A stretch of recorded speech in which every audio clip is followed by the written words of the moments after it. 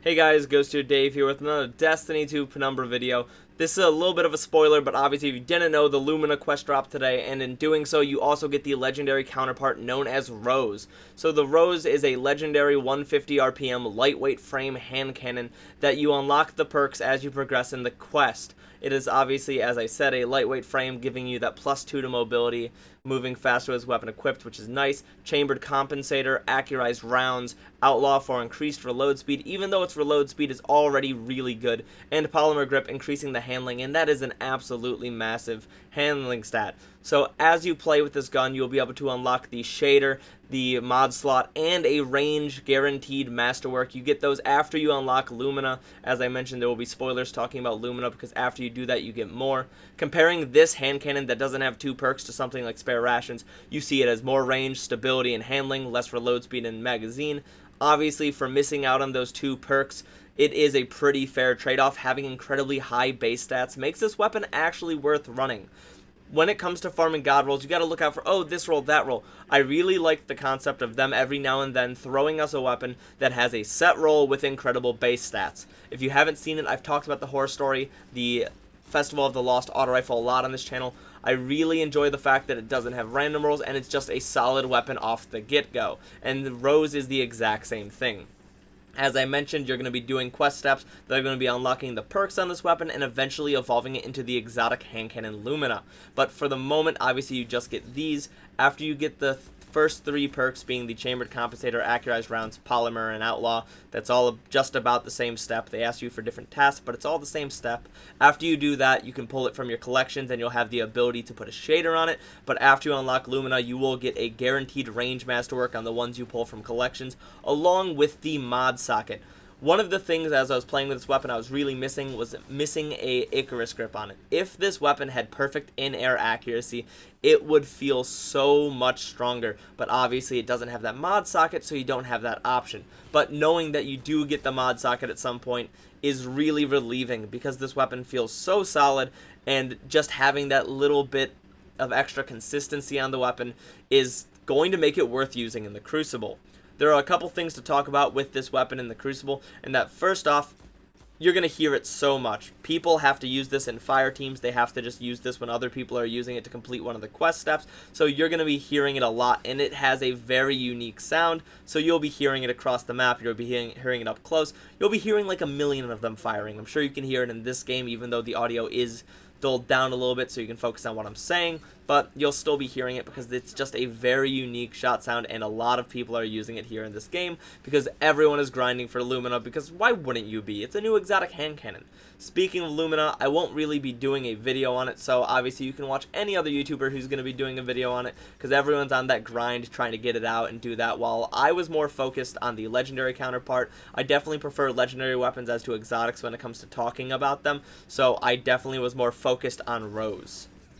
The next thing that needs to be talked about with this weapon is that it is a spam weapon. 150 RPM hand cannons are spammy. They fire quickly, they kill in 3 headshots, and they allow you to just keep spamming around a corner if you think someone's about to peek and get them before they have the ability to pull the trigger and get you. So being a very spammy weapon, that's just how the gun plays. However, at the same time, it is a very unique recoil pattern. I can't tell you what the exact recoil direction is because it is still classified on Destiny Tracker and all that, so I can't tell you what the exact number is on its recoil direction, but I can tell you the pattern feels unique. When Thorn first came out, people were saying that it had a very unique recoil pattern, and it does. If you've used Thorn, I'm sure you've noticed it. It doesn't kick like other 150 RPM hand cannons, which already have a unique kick for most of the legendary counterparts. This is different from both of them. It's not horribly different. You'll definitely notice it when you use this weapon, and you'll get used to it rather quickly, but it is still something that was worth mentioning. Not having all these perks, you notice basic things just about how the gun feels, and the gun feels incredible. I have to say that whether this gun is good or not, it just feels good, and that alone, to me, is worth using. And I'm sure you've noticed this by now since you're watching the footage here, but obviously the gun has a unique hand cannon sight. I don't know if it's better than worse than other hand cannons. It reminds me specifically of the Kindled Orchid sight. It's not the exact same, but just the way it is reminds me the most of Kindled Orchid, which is my favorite hand cannon in Destiny 2. So that being said, I was pretty excited when I looked down the sights and I saw this. So that's just talking about how the weapon feels, stats about the weapon, and just thoughts on it, but where does this gun fit into the meta, right? Like, is this gun incredible? Is this gun okay? Like, how does this fit in with everything being ran right now? Well, I can tell you, you're not going to be out dueling the last word in its range anytime soon, but this gun does have a really good range set, especially after you get that range masterwork for completing the Lumina quest, so you'll definitely be able to outrange it and play around it that way. It pairs really well with the shotgun, as most hand cannons do. Pairs well with the sniper or a fusion. However you want to play, it's a hand cannon. It's just solid. But what I do need to mention is a gun being ran by a lot of people in the Crucible right now is the Austringer. If you're unfamiliar with it, where have you been? This gun is the talk of the town. It is a 140 that is so worth using, that everyone has talked about it. It is so solid. I've done a video on it as well if you want to check it out. I'm not looking at a god roll of it, but I'm just talking about the weapon itself. But what makes it so strong is it has really good bullet magnetism. This gun does not have that bullet magnetism. However, Austringer is a 140 RPM hand cannon. 140 RPM hand cannons need 3 headshots to kill. So does a 150 RPM hand cannon, except it's firing directly faster. So that being said, if you're in a one-on-one duel with the Austringer, while it is a little bit more effort for you to land your shots, you will win that duel every single time if both of you are of equal skill and are both landing your shots. So that's pretty exciting to me, that there is a brand new gun that people are going to be using, and it's just going to be out dueling the Austringer a little bit, right? If you're not firing the gun as quickly as possible, right, if you're not doing the 150 spam cannon, then you're not going to be winning that duel, because they're not pacing their shots, but you are. So you might be firing a nice 139 rounds per minute for all you know. There's no exact numbers on how quickly you're firing in the moment, unless you're firing every second that you possibly can. So that is another downside, is that with 150s, people who aren't comfortable with them, sometimes they will not be firing the gun to its fullest potential.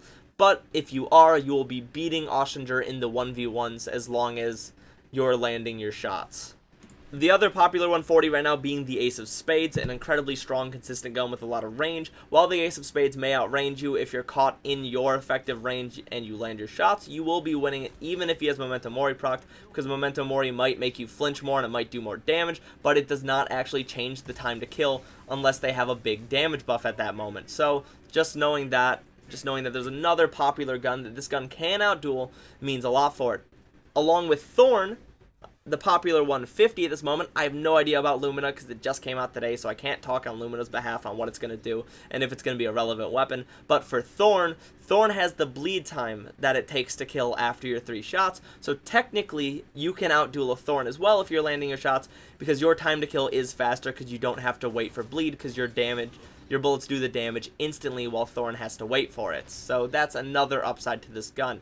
This all being said, Spare Rations, Waking Vigil, popular 150s, Luna's Howl, not forgotten, they are all more potent than this weapon.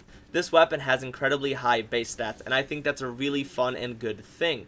But random rolls, if you have the God roll, are just better than this weapon at this moment. That doesn't change the fact that this gun feels really good, that it's unique, and it's not by any means a bad weapon. If you want to use Rose, if you want to use it in quick play, if you want to use it in comp, there is nothing stopping you. It is the strongest archetype, being a 150 lightweight frame of hand cannon, and it is not bad by any means. Being a 150 alone with good stats makes it a strong weapon. Whether there are better ones or not, it's undeniable that this weapon is strong. Obviously, I'm talking from a PC mouse and keyboard perspective. I haven't played with it on console, but I do have friends in my clan who use controller here on PC, and they said out of the 150 lightweight frames, not counting Lunas and NF because they're 150 precision frames, out of the 150 RPM lightweight frames, which commonly are the worst feeling hand cannons on controller, that this one feels the best, and that is great to hear. If you play on console and you have opinions on this weapon, if you like it, if you dislike it, feel free to let me know. Let me know how it feels for you. I am always listening for input, but I do have to say that this being the weapon that you get to grind out Lumina with was new, it was fun, it was exciting, and even if it doesn't see a lot of play or if you volt it away, it's still a fun experience to get Lumina. So if you liked the video, feel free to like, comment, subscribe, share it with your friends, do whatever you want. Feel free to follow me on my other social medias or join me on Discord. Anyways, see you next time. Oh, and always have a great day.